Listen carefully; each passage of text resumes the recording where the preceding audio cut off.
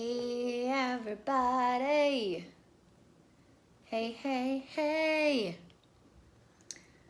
Okay. Friday live. So, as you guys know, happy Friday. My name is Lauren. I'm saying that because I am also live on YouTube. And the YouTubers might not know, but definitely my Facebook peeps know who I am. So today, little change in schedule. You guys know I usually post my technique videos on Fridays, but I am working on outsourcing that task. And when you outsource to other people, you just have to roll with the punches while you're like establishing your working relationship and all that stuff. So the videos aren't done yet. And so I was like, I don't think I really want to film, edit, post, and then do all the stuff that's required, make a thumbnail, all the stuff that's required of making a YouTube video. So I was like, you know what? I'm just gonna go live. Hey guys, I'm seeing a bunch of you popping on YouTube. I got somebody on Facebook, but my Facebook's being slow. So, a question that I have come to be aware of that a lot of you have is that you are in a place where you're trying to decide if you should take voice lessons.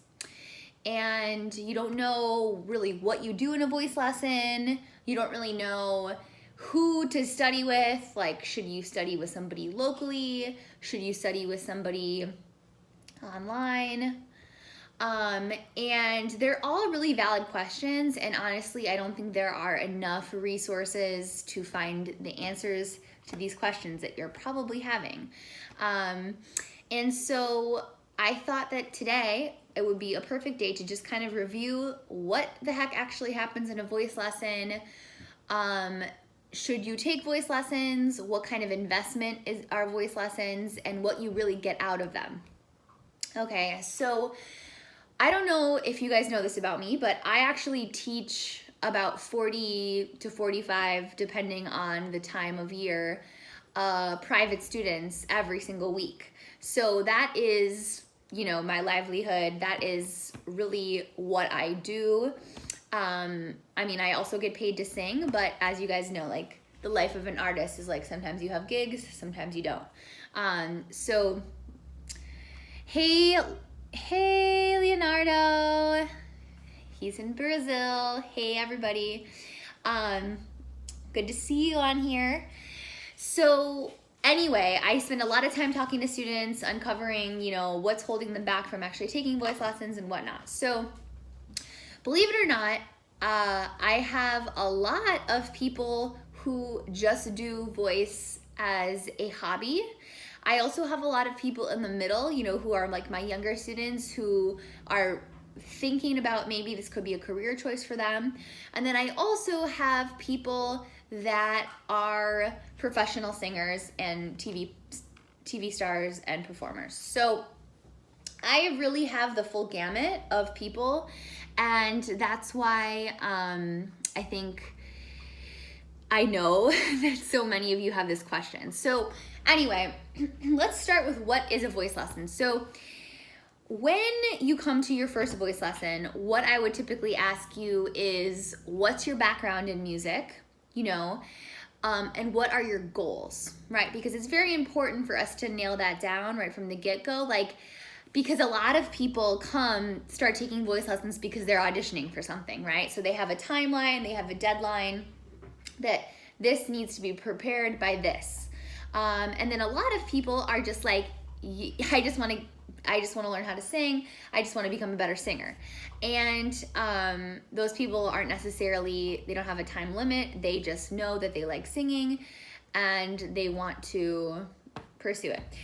Now, I would say about 60% of the people that I ask this next question to, which is, how long have you been wanting to take voice lessons? I would say like about seriously 60% of people tell me 5 or more years. And a lot of them are like 10, 15, 20 years. So my question is like, why do these people wait so long?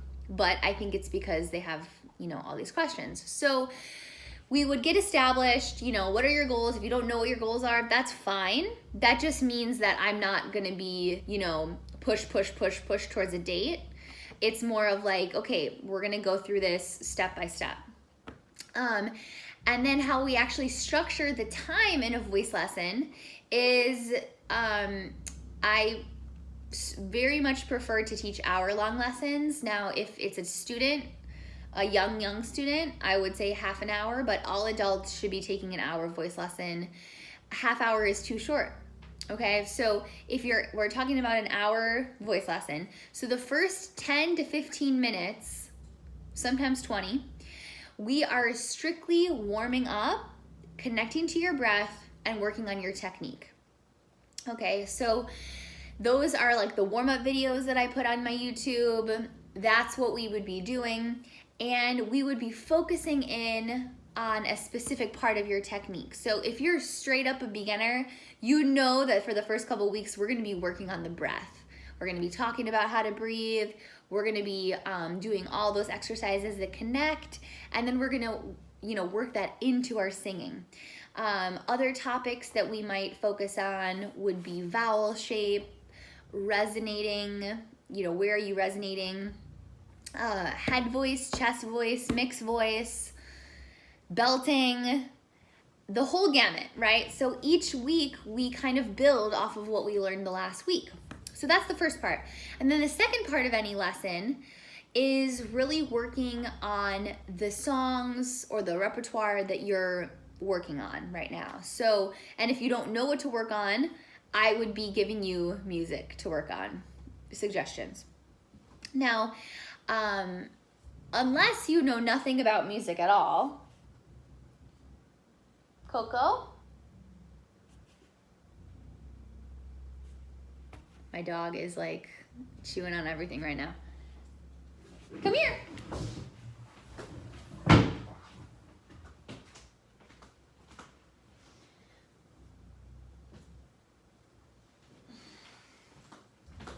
Look what he just did, you guys.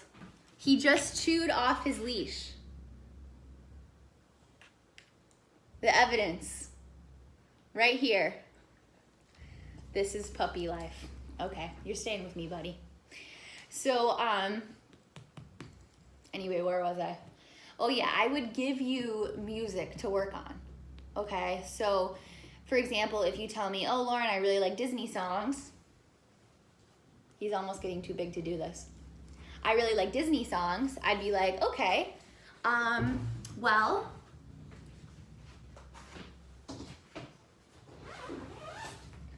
then let's work on some Disney songs, and we would pick the Disney songs that are in your range, and we would like run through a couple. So I really like that to be a collaborative experience, picking music, because I used to have a lot of voice teachers that just gave me music, and I didn't really like that so much, because I would be like, sometimes you don't realize you don't like a song until you've been working on it for about a week, and then you're like, why did I even choose this song to sing?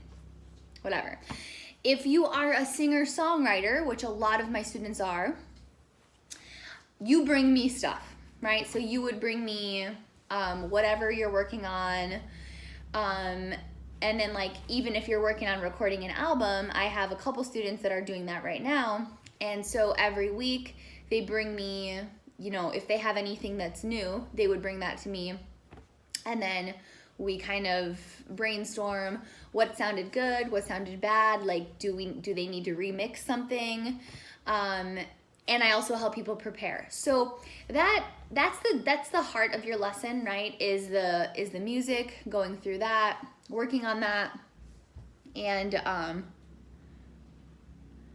so on and so forth. So that is basically what happens in a voice lesson. I think sometimes it's just like a big question mark, like what's happening in a voice lesson.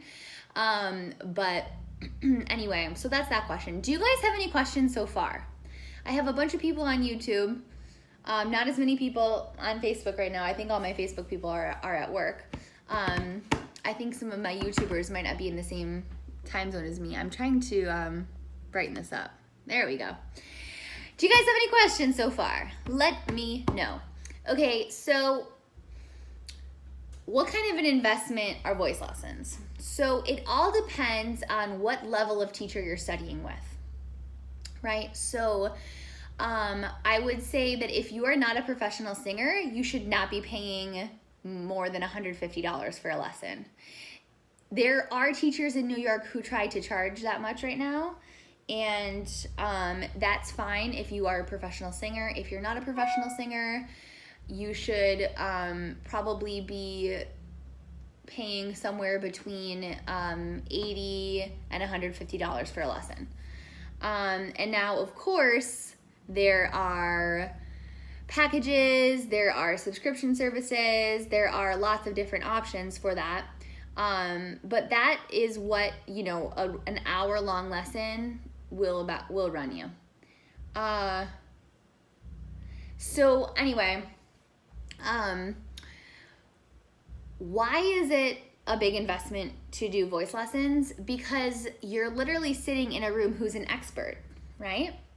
I mean, I actually think that, when you compare, like, okay, if you were going to sit in a room with a lawyer, for example.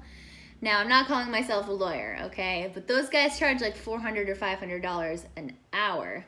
And so when you think about someone who's an expert in voice, which is people that are actually really good teachers are hard to find, it is a really worthwhile investment to pay that, right? Because they know what they're doing. They're not going to mess up your voice.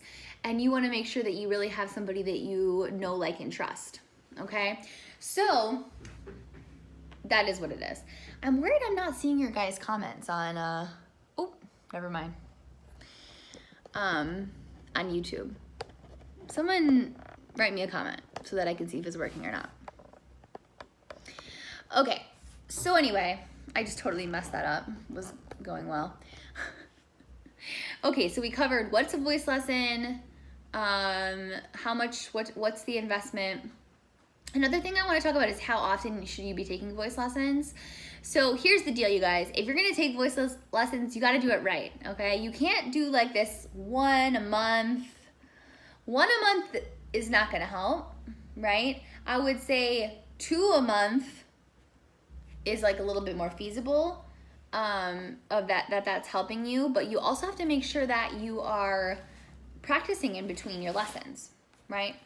Because and that's why another reason why it is an investment, because you got skin in the game, right? So you have something that's going to inspire you to actually practice and work on your voice. Okay, so then the other, there we go. Hey, Roll. Thanks for the comment. It is working, so they're just sporadic, I guess. Let's see here. So who are voice lessons good for? I think it's working. People are shy here. I agree. Okay, so I would say that if you are somebody who wants to really build your technique from the ground up, or if you're somebody who you're preparing for something, right? Preparing for something, you are trying to audition for a choir, you're trying to get into a show, that kind of thing, I would say that you definitely should take voice lessons, right? So who should not take voice lessons? I would say if you're somebody who's just like very, very, very casual about your singing, like you can't really see yourself ever practicing outside of your voice lessons. If you don't think that you have the time or the space, to practice, then you might want to refrain from taking them now and take them somewhere down the road where you do think you have some time. Because I'm serious, you guys, you learn so much in your voice lesson, and all week you have to make sure that you're thinking about it and singing, so that by the next week or even the next 2 weeks that you've made improvement, and then you and your voice teacher can work from there. Okay, and yeah, everyone has off weeks. That's not what I'm talking about. I'm just saying that I've had students like come into my lessons and be like, my voice lessons are the only time that I sing all week. And I'm just like, oh God. Okay. You feel? Okay, so hopefully that makes sense about who should take voice lessons, who they're right for, what a voice lesson is, what the investment's like. One more thing I want to talk about is how you should find a voice teacher, okay? But first I want to tell you that I am opening up Thursdays to teach Skype lessons and in-person lessons, but I know most of you are not in the DC area. So if you guys are even international and you're thinking about taking voice lessons, I am going to do a deal for 50% off your first voice lesson. That way we can kind of get to know each other, see if we're a good fit for each other, and go from there. And, you know, even if you're like 12 hours ahead of me, we could still make that work because I have no problem with getting up in the morning and teaching. So that's going to be opening on Thursdays starting next week. I know I have a couple people that are already interested, so if you feel like you want to take advantage of that, you should email me.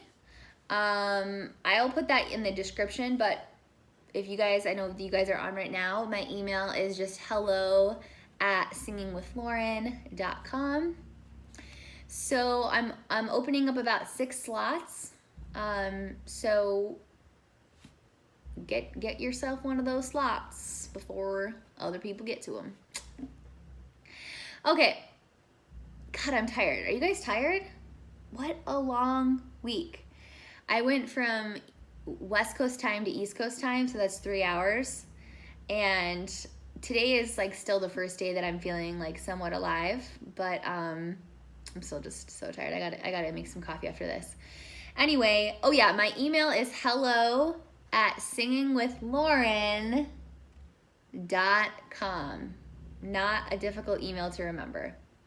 hello@singingwithlauren.com. So if you guys want to hit me up on that 50% off your first voice lesson, it's going to be amazing. We're going to have so much fun. I have multiple students that I teach over Skype, and yes, it is just as useful as taking an in-person lesson. For those of you who cannot take in-person lessons with me. But the other thing I want to say is that if you do want to take local lessons, do your homework on the people that you're going to take a lesson with, okay? Because you guys know, like, I have a master's in voice, okay? I have a bachelor's in voice. I am highly educated in singing and music, which is why I just laugh so hard when people comment, like, you are so jealous, or why don't you try to do what they can do? I'm just like, that's okay. So I'm sure you guys have seen some of those comments and you laugh them off with me. So RB93 says, "Hi Lauren, my chest voice sounds so different from my head voice. It's very choir-esque, so it sounds weird if I put them in the same song. Random question, but is there a way to change that? Range is B2 to D6. Yes, there is definitely a way to change that. So how, if you were my student, how I would work on changing that with you is I would work towards building up what your voice truly sounds like when you sing up higher. So like, hey there, right? So that is my head voice, but you notice that I don't go, there. Or I'm not going, ooh, right? I'm going, ooh, right? So it's a full sound. So we work on finding your voice up there. We would work on focusing your sound, because when you have a very choir-esque sound in your head voice, it's usually because your vowels aren't focused. And we would work on that ping that you would need up there, and how pingy you want your voice always depends on what kind of style you're singing. So if you sing pop music, we would try to get that super pingy. If you sing opera, we would try to get the balance of that chiaroscuro, that darkness and the lightness. Okay, great question. Yes, there's definitely, a light at the end of the tunnel on your head voice. And I help many of my female students find their head voice. And so you're not alone. That is a problem that most people have. You are so welcome. Okay, everybody, do you have any other questions? Thanks for the people who have been sticking on here with me and all the comments. I just realized how to see the comments. You have to touch your phone. Things you didn't know, or you maybe didn't know. Marlon says, hi, Miss Lauren, looking gorgeous. Thank you, so sweet. So you guys, I hope that you are planning to have an amazing weekend. I know I am. I'm going to a wedding tomorrow. Tonight, I'm gonna hang out with my hubby. We're probably gonna make some dinner here and then go hang out with our dog somewhere. It's a really nice day in DC. That's all I got for you. So hope you enjoyed this change of plans. So next Friday, I have a really good video coming out that's called Warm Up for When You're Feeling Discouraged. A vocal warm up for when you're feeling discouraged. And then the next week, the technique video is about examining your thoughts on your voice. And we talk about how our thoughts create our feelings, which create our actions in regards to our voice and our singing. So we got some super interesting topics coming up. If you guys have any technique